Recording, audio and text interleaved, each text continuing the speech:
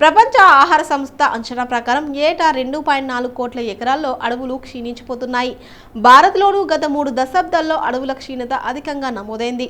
ప్రపంచ వన్యప్రాణి నిధి అధ్యయనాల ప్రకారం మానవాళి చర్యలు మూలంగా 1970 నుంచి ప్రపంచ దేశాల్లో సుమారు 70% దాకా క్షీరదాలు, పక్షులు, ఉభయచరాలు, సరీసృపాల జాతుల సంతతి క్షీణిస్తూ వస్తుంది.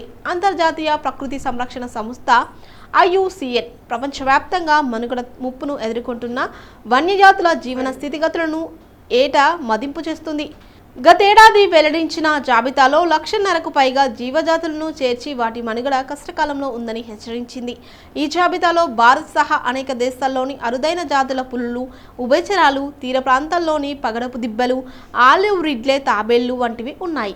భారత్లో 5 దశాబ్దాల క్రితం తెచ్చిన వన్యప్రాణి సంరక్షణ చట్టం ప్రకారం వేట, అక్రమ రవాణా, నేరాలు, వ్యవస్థీకృత లోపాలు, సరిపడ సిబ్బంది లేకపోవడం వల్ల ఈ చట్టం అమలు తీరుపై అనేక విమర్శలు ఉన్నాయి.